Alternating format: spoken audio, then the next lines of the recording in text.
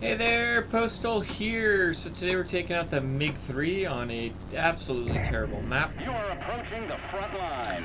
Yes. Oh no, please. I need to send him that key binding video. Anyway, what is the MiG-3? Well, it is an absolutely outstanding Tier 5 Soviet light fighter plane. It's kind of on the funky line. It's on the MiG-15 line. Not to say that the MiG-15 is a bad plane. It is a very good plane, actually. But the tech tree line itself is one of the funkier ones. It's like all the odd numbered tiers are very, very good. Tier 5 is MiG-3, Tier 7 I-220. Probably the best Tier 7 fighter, at least on the top of my head, on the tech tree version. Tier 9, the MiG-9 is absolutely wonderful. And the Tier 10 is good too, right? It's the one even that's actually quite good.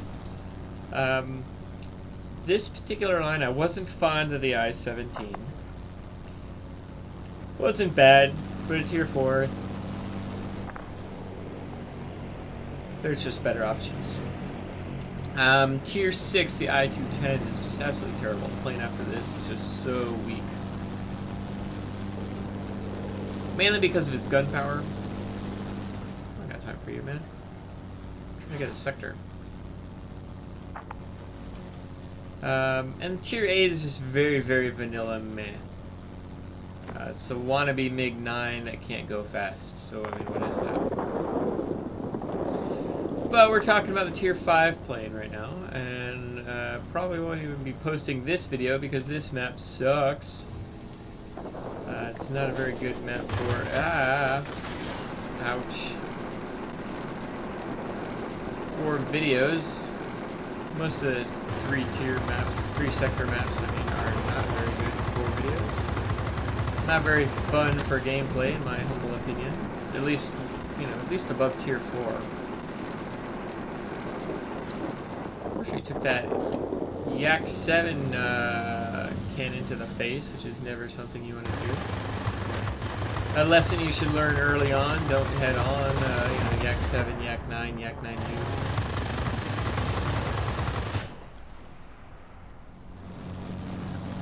But what makes this plane so good? Well, I mean, technically it's an altitude fighter. You know, like the, come on, dude. Like the P-51, like the, BF-109. It's in that realm.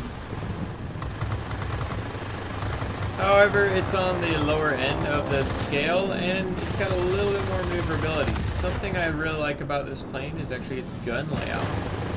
It has guns on both the hub and the wings, and so you really feel like you're getting a good volume at all times when it comes to your firepower.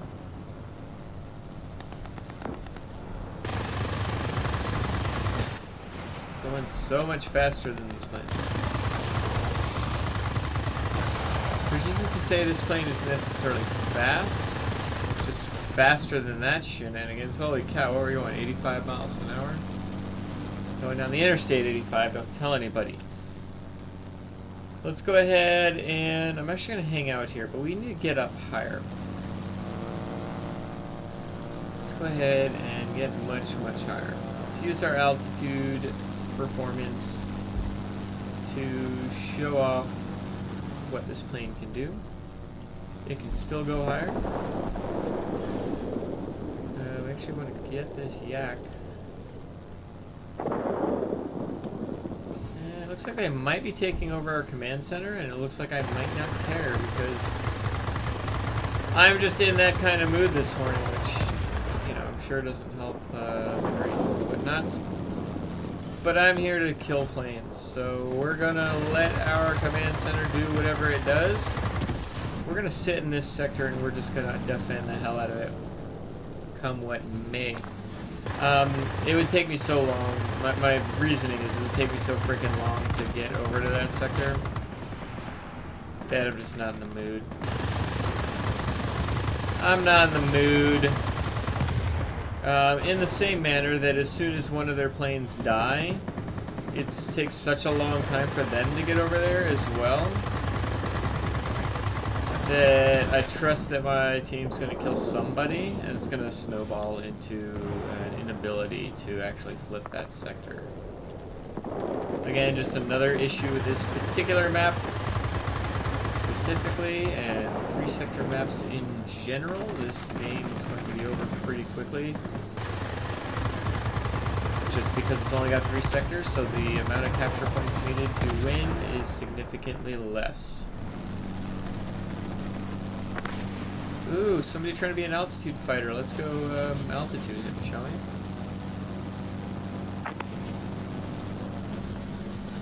Go meet up with him. Bristol 146 was coming in behind me there, and I laugh at him. Oh, he's still trying to come in at me. Alright, just head on back down. There's a human in an F2A. I'm just so lackadaisical about this mission.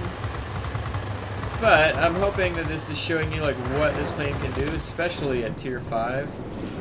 It's such a really well-balanced machine, in my opinion. It's just like, it's got a little bit of everything that you want. It's not the best of anything.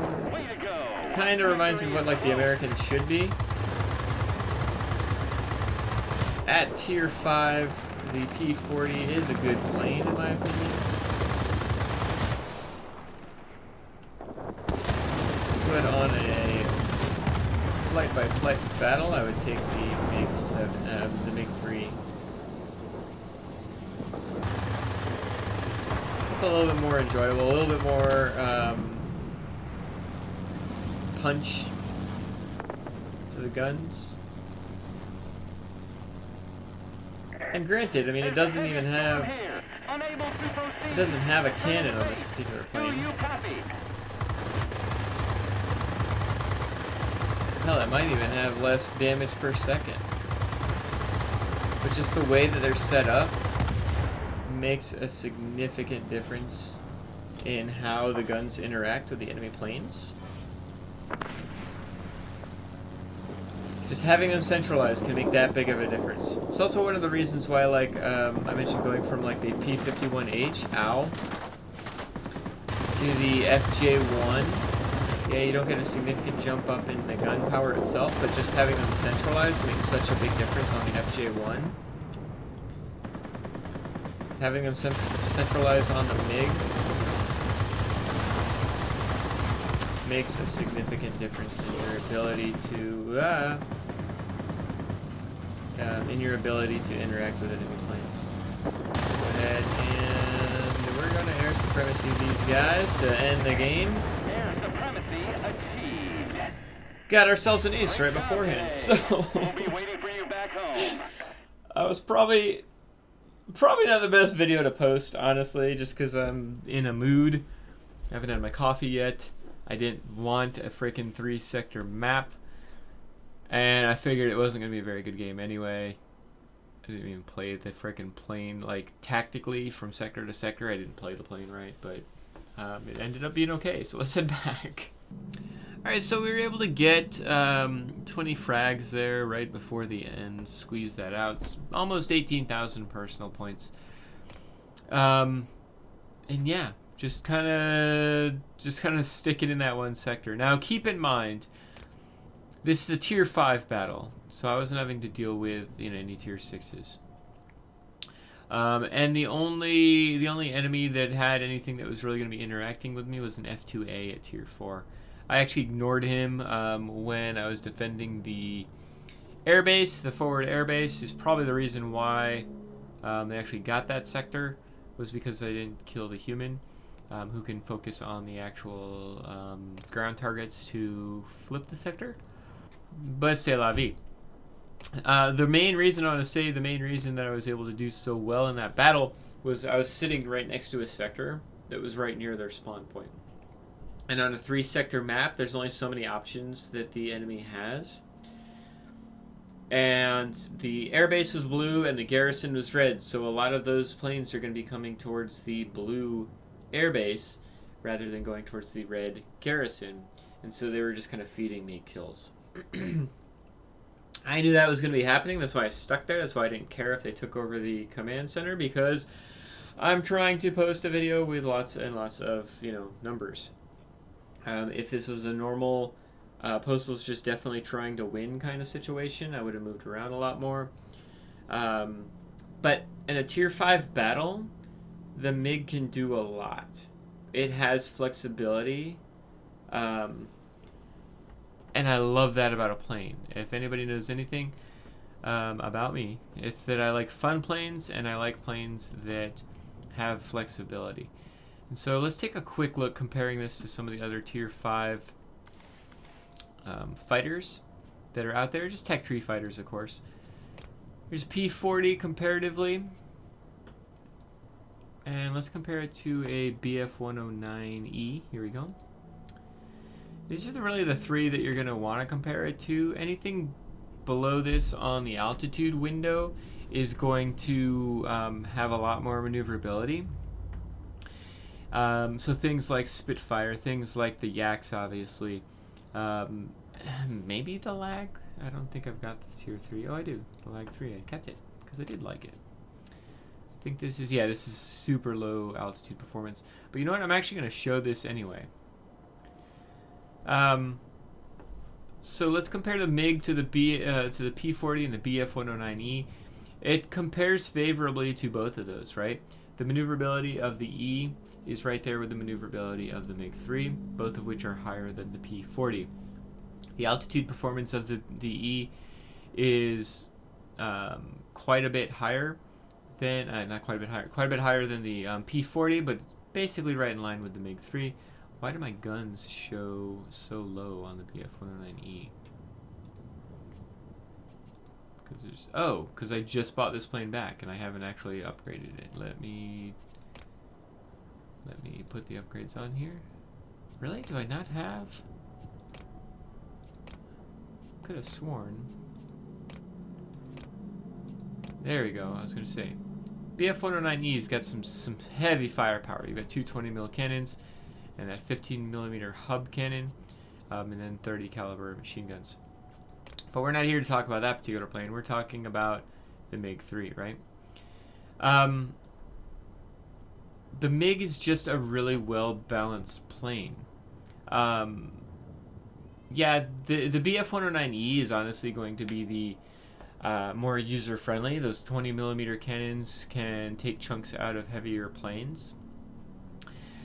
But the MiG-3, I really do feel like, is the better of the, it's just good at interacting with enemy fighters, whereas BF-109E can be good at interacting with light fighters, but because of those big cannons, because they tend to overheat, because 20mm cannons just overheat, it's a little bit more fickle with the 109E, so you just need to be mindful. With the MiG-3, you're just, you're pumping out machine guns. They're never going to overheat. Same with the P-40. The difference between the P-40 and the MiG-3, MiG-3 has some even lighter machine guns, like it's got 30 cal machine guns mixed in there. But again, they're mixed as far as centrally located and wing mounted, whereas the P-40 are all wing mounted. And so, as a straight up dogfighter, if you're going to take one of these planes out to be an actual dogfighter, the MiG-3 is going to be your best option, especially if you're newer to the game. BF-109E, once you kind of learn the nuances of 20mm cannons and when they overheat and how quickly they overheat and yada yada yada, the BF-109E I think can be the better of these planes, but the MiG-3 is just a fun plane to play for sure. And again, it's one of my requirements. I need a fun plane. Comparing it to the Lag 3, which is considered a turn fighter, the MiG-3 is actually almost in line with it, right? But with significantly better airspeed, with significantly better altitude performance, and even has better guns, which I find kind of weird. I'd have to look at what the Lag 3 even technically has. Oh, I guess I can click the button. Oh, you've got the 123mm hub cannon, which is a very, very strong gun, especially for tier 5. You just have less guns, so. But anyway, so comparing them to the actual altitude fighters that you've got here at tier 5, you know, they're all relatively close. The MiG-3 is kind of the one in the middle. You know, you go from this plane here, which has, you know, 6 50 caliber machine guns, least maneuverable, least altitude performance. They're all kind of the same airspeed, to be honest. You go from that to, you know, kind of the middling altitude performance of these 3 high altitude performers. This MiG-3 technically has the, you know, on par maneuverability and airspeed with the Bf-109E. But again, it's just the way the guns interact, and the total package. You can notice a difference on the MiG-3. It doesn't show it here in the metrics. Well, it might. Let me actually double check here. Okay, so the rate of climb is something that I want you guys to look at. A rate of climb really kind of equates to how quickly the boost works. So yeah, all planes have boost available to them, but how quickly do you get from 50% to 100%? And you can kind of tell that from the altitude performance if you're looking at the rate of climb. And the MiG-3 does definitely, can definitely tell you that the MiG-3 has really good boost performance. When you hit that boost, you get up and go very quickly. You get to your higher speed very, very quickly. So that's something else that's kind of, it's not in the metrics. I mean, I guess it is, but it's not like in the front page metrics.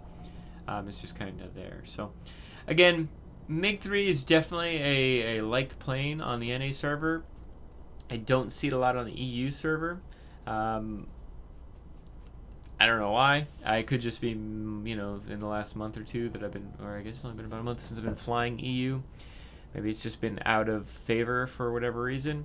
Maybe it's normally in vogue. But I definitely love the MiG-3. Again, you can put it in a position to come out on top in almost any interaction. Keep it at its you know, highest comfortable altitude, and you'll be able to do some pretty wicked things with this plane. Especially at tier 5 is kind of where you start to separate.